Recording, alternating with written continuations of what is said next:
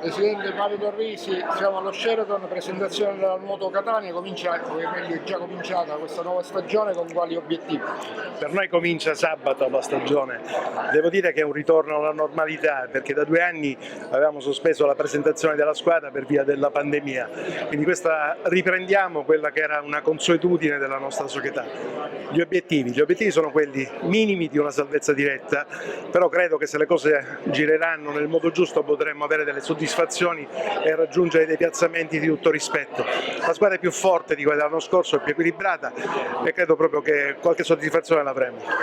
Avete anche un importante settore giovanile. Sì, vabbè, ma oggi diventa necessario il settore giovanile anche per una sostenibilità economica delle società. È finito un ciclo del nostro settore giovanile, dall'anno scorso abbiamo ricominciato a ricostruirlo dando la responsabilità del settore giovanile ad una pluricampionessa, a una gloria della pallanuoto mondiale, Giusy Malato, è stata campionessa olimpica, mondiale, europea, e quindi siamo sulla strada giusta. Alcuni ragazzi già si affacciano alla prima squadra e credo che avremo anche lì delle soddisfazioni.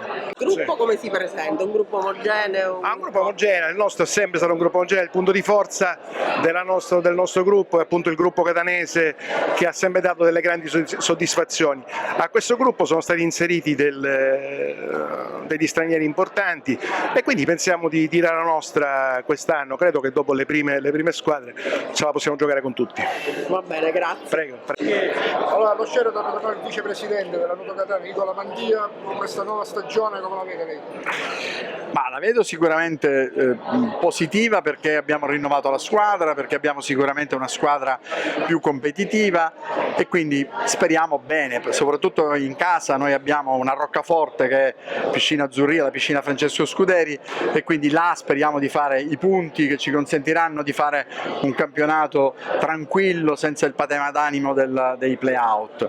E poi puntiamo come sempre sui nostri giovani, sulle giovanili.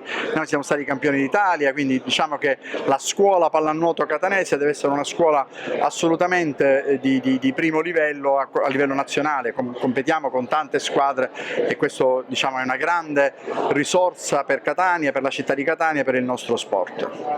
Allora, con noi il tecnico della Nuoto Catania, Giuseppe Dato, comincia questa stagione, oggi la presentazione allo Sheraton. Quali sono gli obiettivi? Ma l'anno prossimo il campionato sarà molto difficile, hanno cambiato anche la formula, quindi il nostro primo obiettivo è cercare di mantenere 5 squadre dietro, significherebbe evitare i play-out e raggiungere una salvezza diretta. Squadra rinnovate quest'anno? Non troppo, diciamo che 9 tredicesimi sono quelli dell'anno scorso, registriamo l'arrivo di Steve Camilleri, di Grummi e di Valerio Nicolosi, quindi sostanzialmente l'ossatura è quella dell'anno scorso più i puntelli di cui parlavo. Che campionato si aspetta? La 1 è un campionato, diciamo, molto complicato, quest'anno sulla carta, per quello insomma che si dice, lo sarà un po' di più, per cui mi aspetto un campionato molto equilibrato per la fascia di nostra competenza, con le eccellenze di sempre, conosciamo Brescia, Lecco e qualcun altro.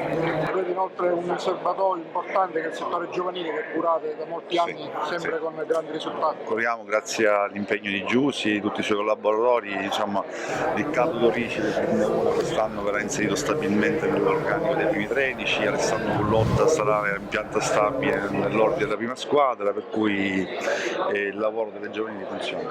I primi 3 punti sabato contro la Roma ci possiamo sperare? I primi 3 punti, se arriveranno, saranno tutti felici, però io non sono scaramantico, lo sanno tutti, però è bene aspettare, diciamo, che il campo dica il suo verdetto.